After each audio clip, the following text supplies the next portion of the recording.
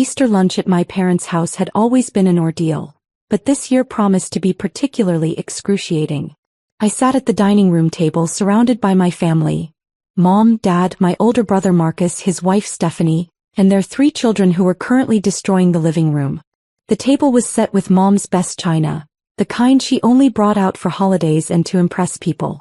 "Natalie, you're not eating," Mom observed, her voice carrying that particular tone of judgment I'd grown up with. "All that healthy eating nonsense. You know, Marcus doesn't worry about calories, and look how successful he is." Marcus grinned from across the table, his mouth full of ham. At 35, he'd spent the last decade bouncing between failed business ventures, all funded by our parents. His latest idea was a luxury pet hotel that had somehow already burned through $200,000 without opening its doors. I was 32 years old and, according to my family, a boring accountant who'd wasted my potential on a safe, uninspiring career. If only they knew. "I'm fine, Mom," I said, taking a small bite of potatoes. "Still working at that accounting firm?" Dad asked, not bothering to hide his disappointment. "What is it, Thompson and Associates?" "Something like that," I said quietly. What they didn't know was that I wasn't just working at an accounting firm. I was the majority shareholder and silent partner of Thompson Financial Group, a boutique investment firm I'd co-founded 7 years ago. We managed $840 million in assets for high-net-worth clients. My personal net worth was $47 million. But I'd learned long ago that my family didn't ask about my work because they didn't care. They'd decided who I was at 23, and nothing I said would change their minds. "Well," Dad said, setting down his fork with purpose, "now that we're all here, your mother and I have something important to discuss." Here it comes, I thought. As you know, we're getting older. Retirement is expensive. Healthcare is expensive. We've spent our lives providing for you children, and now it's time for you to provide for us. Marcus nodded enthusiastically as if this made perfect sense. "We need you to empty your retirement accounts," Dad continued. "All of them. For 401k IRA, whatever you have saved. We've calculated that you should have about $150,000 saved up by now. We need that money." I set down my fork. "For what?" "For us," Mom said as if it were obvious. "We want to travel before we're too old. We've been planning a Mediterranean cruise, then a month in Tuscany. It's expensive, but we deserve it after raising 2 children. You're asking me to drain my retirement savings so you can take luxury vacations?" "We're not asking," Dad said firmly. "We're telling you. Family takes care of family. Marcus has already agreed to contribute." I looked at Marcus. "You have?" "Of course," he said. "I'm giving them $50,000 from my business account. The business account funded entirely by Dad's previous investments in his failed ventures. And we need your $150,000 by next Friday," Mom added. "We've already booked everything. Non-refundable." My phone buzzed in my pocket. A text from my CFO, Richard Park. "Board meeting moved to 2 p.m. Federal banking investigators want to discuss the Richardson fraud case. Your testimony needed." The Richardson fraud case. 3 months ago, we discovered that a potential client had been running an elaborate scheme to steal from elderly family members by accessing their retirement accounts without authorization. I'd personally reported it to the Federal Banking Commission, and the investigation had led to multiple arrests. I looked back at my parents, at their entitled faces, at their casual demand that I hand over my life savings for their vacation. "What if I say no?" I asked quietly. Dad's face darkened. "Then you're not the daughter we raised. We gave you everything: food, clothes, education. You owe us." I paid for my own education. I had a full scholarship to Michigan State. "We still fed you for 18 years. That's worth something." Marcus chimed in. "Come on, Nat, stop being selfish. They just want to enjoy their retirement. You're making plenty of money anyway. You don't know how much I make." "You're an accountant," Stephanie said with a condescending smile. "It's not like you're making millions. Just give them the money." My phone buzzed again. "Richard. Also, federal investigators flagged suspicious activity on accounts matching your parents' names. Need to discuss." My blood went cold. "Have you been accessing my accounts?" I asked slowly. "What?" "No," Mom said, but her eyes shifted. "Why would you ask that?" "Mom, Have you been accessing my accounts? Well, we have your information from when you listed us as emergency contacts years ago. We just looked to make sure you could afford to help us. You accessed my financial accounts without authorization? You're our daughter. We have a right to know. I pulled out my phone and opened my banking app. My emergency fund, the one I kept in a basic checking account with $50,000 for actual emergencies, showed recent login attempts from an IP address in this house. They tried to access my accounts. They just hadn't succeeded because I had two-factor authentication. But they'd tried. Hold up. I'd grown up watching my parents favor Marcus in everything. He was the golden child. Charming, social, full of big ideas. I was the quiet one who liked numbers and spent weekends studying instead of partying.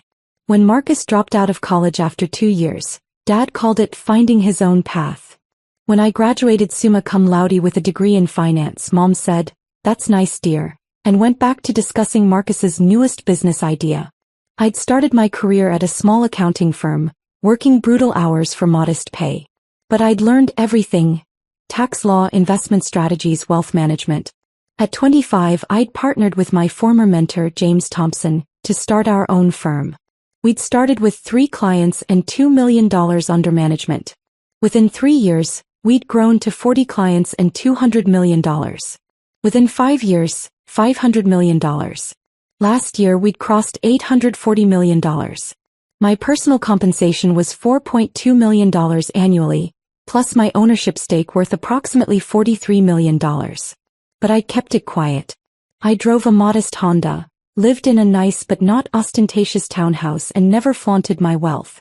I'd learned that people treated you differently when they knew you had money, especially family. Now, sitting at Easter lunch, I realized my instinct had been correct. My parents didn't love me.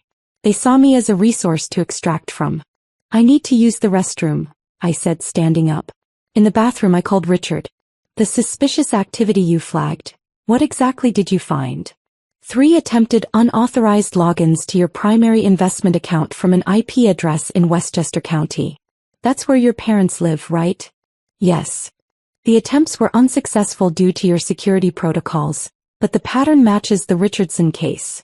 Family members attempting to access accounts to drain retirement funds without authorization. What's the legal definition of that? Attempted financial fraud. If they'd succeeded, it would be felony theft. The attempts alone could be prosecuted as conspiracy to commit fraud, especially if we can prove intent.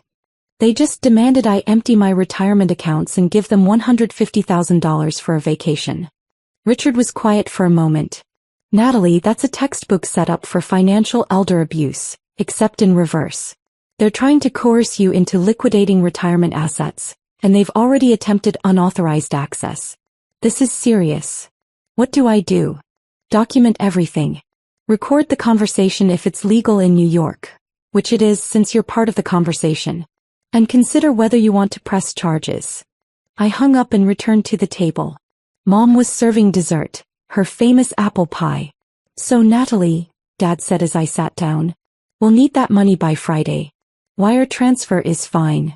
I pulled out my phone and opened the voice recorder app. In New York, one-party consent meant I could legally record this conversation. "Just to be clear," I said calmly, "you want me to liquidate my entire retirement savings and give you $150,000 for a vacation?"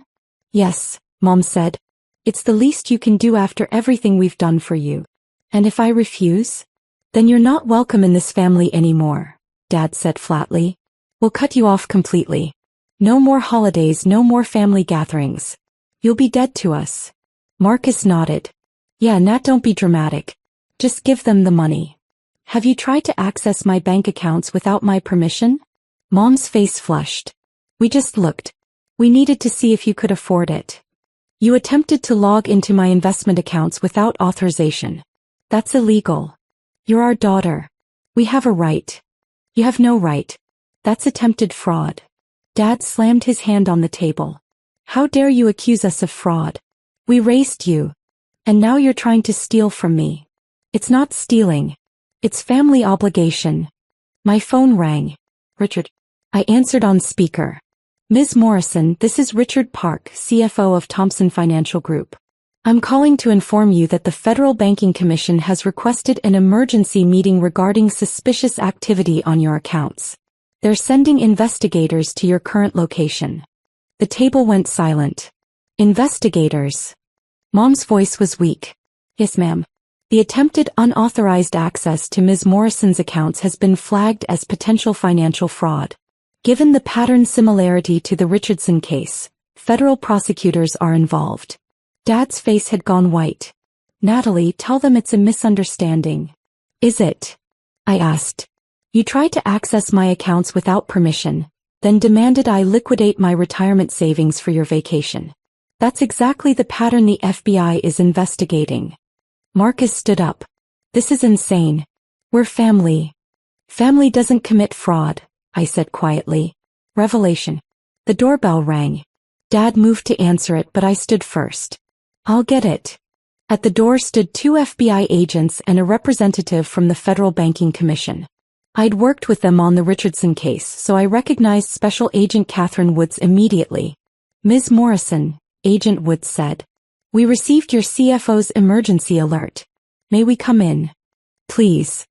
I led them into the dining room. My family's faces ranged from confused to terrified. Mr. and Mrs. Morrison, Agent Woods began. I'm Special Agent Catherine Woods with the FBI's Financial Crimes Unit. We're investigating attempted unauthorized access to your daughter's financial accounts. This is a misunderstanding, Dad said quickly. We're family. We were just checking. You attempted to log into secured investment accounts without authorization. That's attempted fraud under federal law. Mom started crying. We just wanted to see if she could help us. Mrs. Morrison, your daughter's accounts contain approximately $47 million in assets. You attempted to access them without permission after demanding she liquidate her retirement savings. That constitutes conspiracy to commit financial fraud. The number hung in the air like a bomb. 47 million? Marcus's voice cracked. Natalie has $47 million? Ms. Morrison is the majority shareholder of Thompson Financial Group, the Banking Commission representative explained.